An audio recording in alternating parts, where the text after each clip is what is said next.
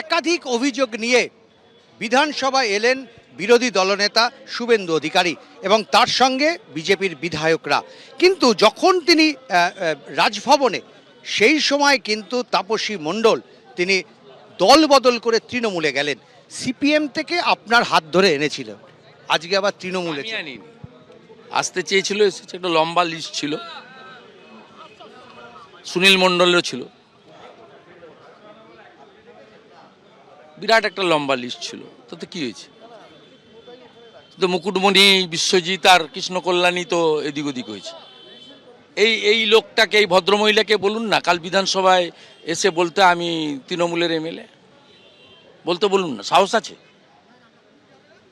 পরশুদিন পর্যন্ত বিজেপির সঙ্গে, আজকেও আমি জানি 1 মাস আগে থেকে দেওয়ালে পদ্মফুল মুছেছে। যেদিনকে সুনীল বনসালজি আমাদের ইনচার্জ গাইডলাইন পাঠিয়েছেন যে কারা কারা ডিস্ট্রিক্ট প্রেসিডেন্ট হতে পারবেন, তাতে পরিষ্কার ছিল যে এমএলএরা ডিস্ট্রিক্ট প্রেসিডেন্টে তাদের এনকারেজ না করতে। 5 জন এমএলএ ডিস্ট্রিক্ট প্রেসিডেন্ট ছিল, 4 জন মেনে নিয়েছে, উনি মানেননি। বলছে ধর্ম নিয়ে রাজনীতিতে উনি বিশ্বাস করেন না, ধর্ম নিয়ে রাজনীতি উন্নয়ন। তার উত্তরই দেব না, ওর কথার উত্তর দেব না। ও কেউ নয়, ওর সঙ্গে একটা বিজেপির বুথ সভাপতি যায়নি।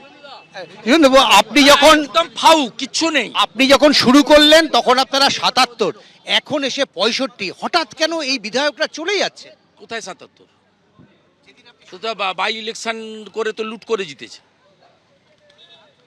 বাই ইলেকশন করে ভোট হয়েছে নাকি? রায়গঞ্জে উপনির্বাচনে, রানাঘাটে ভোট হয়েছে নাকি?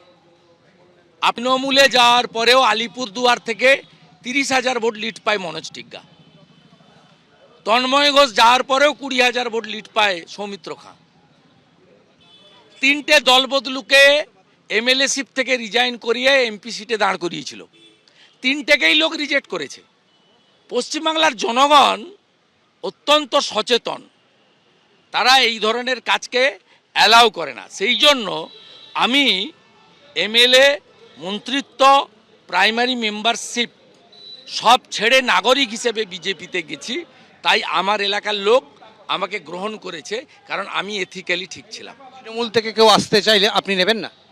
এটা আমি ঠিক করার মালিক নই, কিন্তু বিজেপির কর্মী এবং বিজেপি সবচেয়ে জিনিস হচ্ছে, বিজেপির পশ্চিমবাংলায় অর্গানাইজেশনের থেকেও বড় কথা হচ্ছে হিন্দু ভোট ব্যাংক।